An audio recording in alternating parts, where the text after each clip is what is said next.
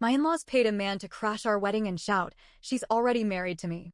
My husband turned pale as his family smirked, "Told you she's a liar." He stared at me in disgust, until I pulled out a file that wiped the smirks off their faces instantly. This happened last year in Naperville, Illinois. I'm 33. My ex-fiancé is 35. We'll call him Ryan. We'd been together just over 2 years before getting engaged. Things moved fast, but not stupid fast. We lived together for over a year, had normal fights, did couples therapy before we even needed it. We thought we were doing it right. But Ryan's family never liked me. I'm not saying that as a general complaint. They made it very clear. His mom, we'll call her Barbara, was always cold. She would give fake smiles and ask me questions like she was conducting a job interview. "So how do you plan to support yourself in 5 years?" Not support each other, just yourself. Always like that. His sister Claire was worse. Think Regina George, but grown up, bitter, and not as smart as she thinks. They said I was too private. I didn't talk about my past enough. I didn't share childhood photos when they asked. I didn't talk to them about my job, marketing strategist, too boring to explain every time. I guess they convinced themselves I was hiding something. But instead of just assuming I was shy or just not interested in them, which, fair, they decided I was dangerous. Let me say this, Ryan wasn't like them. Not at first. He always defended me. He'd say, "They just have trust issues," or "They did the same thing to my ex before they realized she wasn't a threat." Spoiler alert, they were never going to stop. We planned a small ceremony at a historical estate with a garden setup. I was nervous but excited. Everything looked beautiful. We were doing personal vows. The crowd was quiet. The officiant began. And then it happened. Right at the part where they say, "If anyone objects," a man stands up from the back row. He's wearing a wrinkled suit, shirt half untucked, and he yells loud enough for people outside the tent to hear, "She's already married to me." Dead silence. At first, I thought maybe it was a prank. I literally don't know this guy. Never seen him before. Ryan's face? Instantly drained of all color. His eyes went wide, then narrow. I looked at him and said, "I don't know this man." Barbara gasped, then stood up slowly, looking at Ryan with this smug little nod. Claire leaned in and whispered something to her, then smirked at me. It was all happening way too fast. The guy, let's call him Dean, starts talking. He walks toward the altar with some papers in his hand and says he married me in Florida in 2016. He says I left him, never divorced him, and now I'm committing bigamy. He pulls out what looks like a marriage certificate and waves it around like it's the 10 Commandments. Ryan turns to me and asks, "What the hell is this?" My hands were shaking. I told him I have no idea who he is. This is fake. Barbara then says, loud enough for people to hear, "We told you she was lying about her past. She's not who she says she is." Claire adds, "We warned you. This whole thing is a scam." And here's the worst part. Ryan didn't say a word. He just kept staring at the guy. At me. At the paper in Dean's hand. That silence broke me more than the shouting. Barbara and Claire thought they were setting me up. But I already knew they were up to something. They'd been asking way too many questions about my past.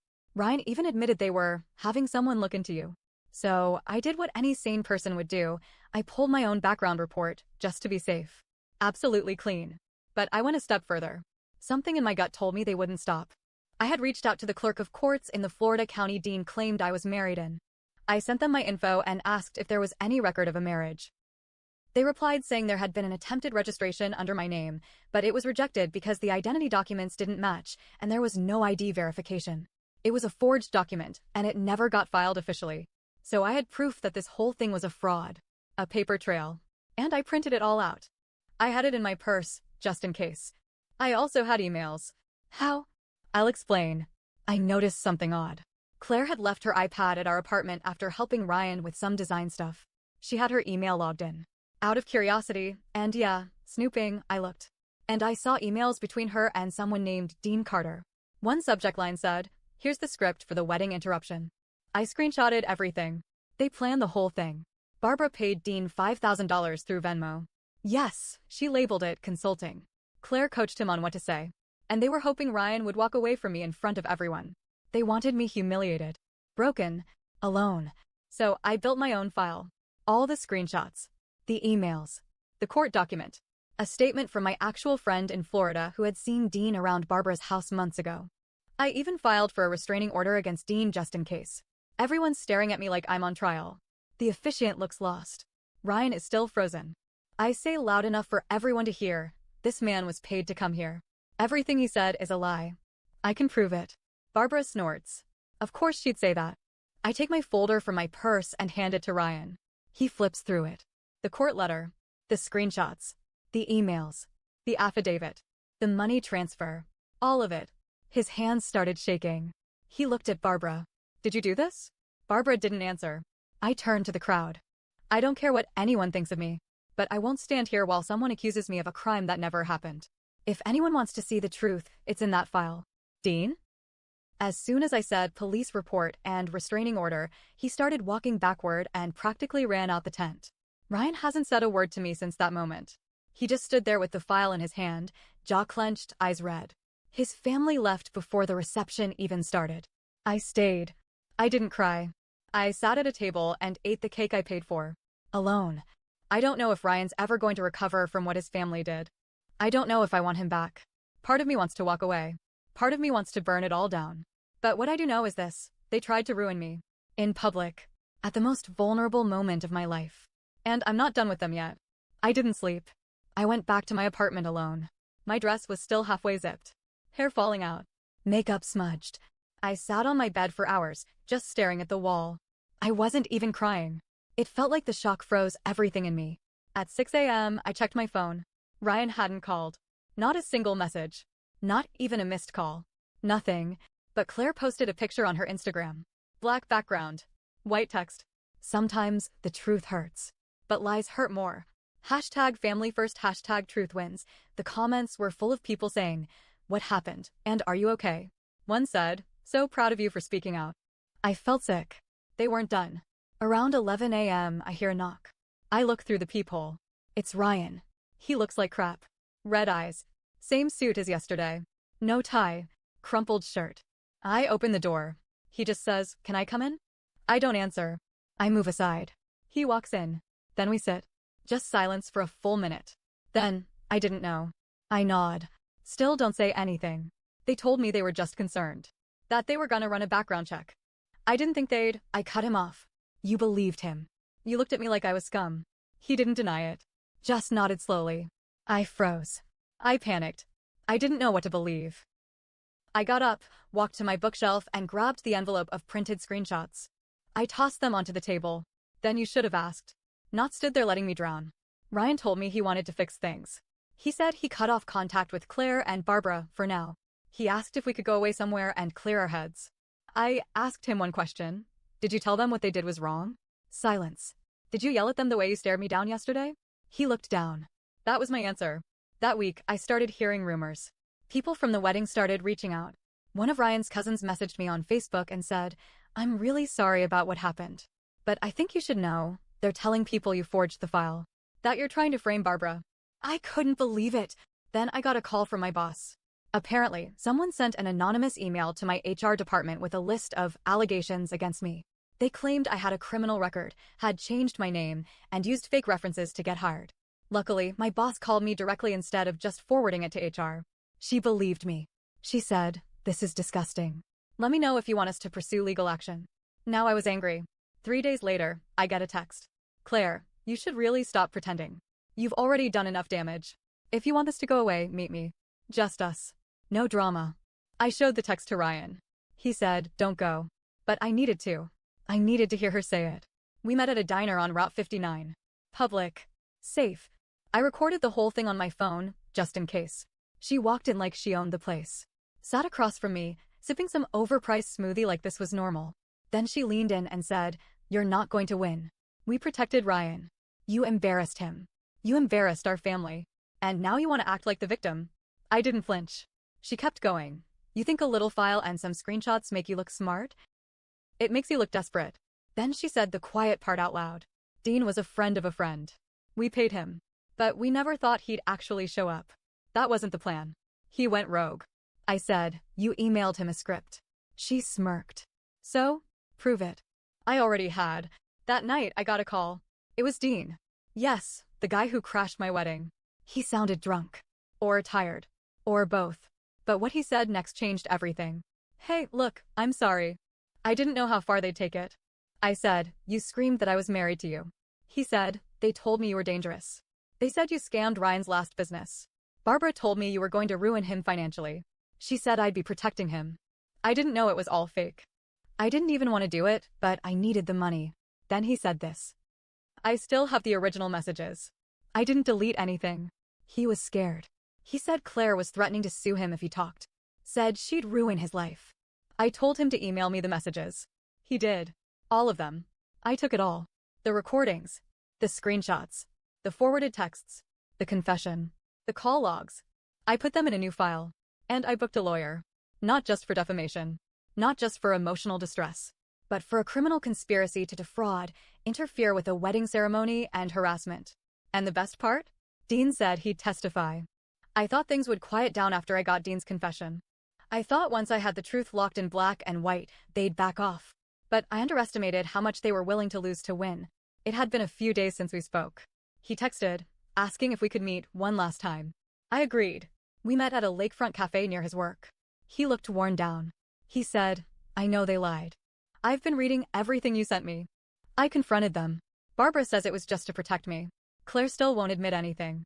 But I believe you now. I asked him, and what do you plan to do about it? He paused. Then said, I'm not sure. They're still my family. I nodded slowly. Then this is done. He didn't argue.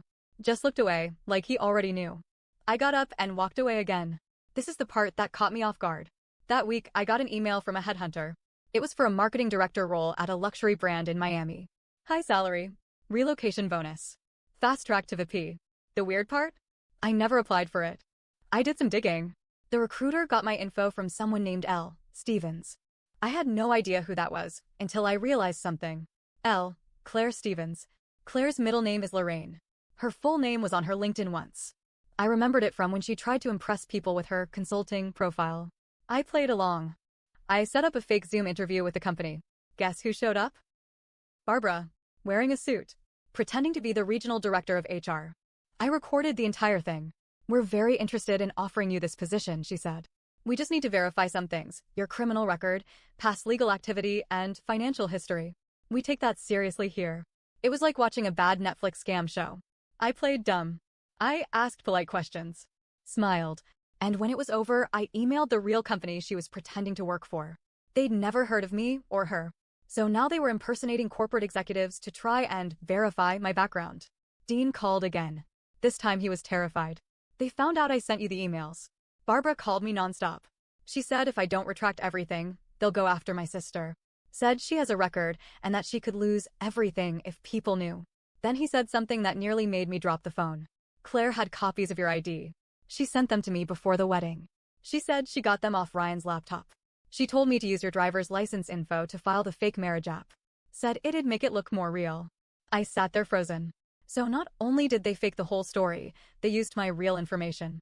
They must have taken a photo of my ID at some point, maybe when we booked flights, maybe when I left my wallet near Claire. It wasn't just humiliation anymore. It was identity theft. One morning, I woke up to find an anonymous email sitting in my inbox. No subject line. It had one attachment, a PDF. Inside? A copy of Claire's text messages with Barbara. All of them. From a burner phone Claire used, where she admitted to hiring Dean, planning the wedding crash, and that she hoped I'd lose my mind from the stress. There was one line that stood out. I don't care if she ends up in the psych ward. Ryan deserves better. Whoever sent it used a Proton Mail account. No name, no trace. But then I realized, Dean. He was turning on them. And he wasn't the only one. A woman messaged me on Instagram a few days later. She said, I don't know if this is overstepping, but I think I dated your fiancé once. Ryan, right? I just saw the wedding video thing floating around. Wait, wedding video? She sent me a link to a private Facebook group called Justice for Ryan. Guess who created it? Claire. It had 200+ members, all people she invited. Some were family. Others were strangers. The page was full of twisted posts. She tried to marry my brother while still married to a man in Florida. Stay away from people like her. Don't let sociopaths win just because they cry louder. Screenshots of me from the wedding day, crying, confused, disheveled. They turned it into a smear campaign. That woman told me, Claire did the same thing when I dated Ryan. She faked messages from me to make it look like I was cheating. Then told Ryan's family I was mentally unstable. I asked her for a statement. She agreed. She wasn't the only one, either. Turns out, Claire had been doing this to every woman Ryan got serious with for years. This wasn't just about me. I have Dean's full confession, fake job interview, recording proof of ID theft, screenshots from Justice for Ryan, past girlfriends willing to testify, a real attorney preparing the civil and criminal case, but now Ryan's torn. He messaged me 2 nights ago, "If you go through with this, my family will never speak to me again." I told him, "Then you better choose fast." And I meant it. It was supposed to be a fundraiser. Ryan's cousin works in nonprofit, and the family held a small benefit dinner in Lake Forest to support her project. It was mostly extended family, friends, and a few people I didn't know. I wasn't planning to go, but Ryan texted me 3 hours before it started. "Please come. I want everyone to hear the truth." I need to say something. I didn't trust him completely, but part of me needed closure. I needed him to finally face them and say it out loud, not in private, in front of the same people who judged me in silence. So I went. The room went quiet. Dead quiet. Like I had walked into a crime scene. Barbara saw me first. Her jaw clenched, then she forced a smile. Claire stared at me, then turned to whisper something to a woman next to her. They both laughed. I recognized the woman, another aunt. One who never looked me in the eye before. I found Ryan near the front. He looked nervous. Sweating, shifting side to side. He walked up to the podium and tapped the mic. Then he said, "Before we talk about fundraising tonight, I need to talk about something else. Something personal. Something ugly." He started slow, apologizing to the group. Then said, "At my wedding, a man crashed it and claimed my fiancé was already married." Most of you probably saw the video. Some of you probably believed it. I did. For a few seconds. I believed it. Because I didn't trust the person I was marrying. Not fully. But I should have. He looked straight at Barbara and Claire. My family planned it. They hired that man. They used stolen info. They paid him to humiliate her. And I stood there and let it happen. Gasps. A few people murmured, "What? No way." Barbara's eyes went wide. Claire stood up, red-faced. "Ryan, that's enough," Barbara snapped. But he kept going. She had the proof. I saw it all. I've seen the emails. The payments. The texts. I even saw how you tried to get her fired after the wedding. And now I've seen the Facebook group, too. Claire, you did that. You lied about other women, too. I finally talked to them. Claire yelled, "This isn't the place," but people were already whispering. Someone stood up, Ryan's cousin. "You made a fake job interview? Are you serious?" Claire tried to speak, but faltered. Barbara stepped forward and grabbed the mic. "This woman," she pointed at me, "has poisoned this family. She's manipulative. She turned my son against us. You don't know what she's done."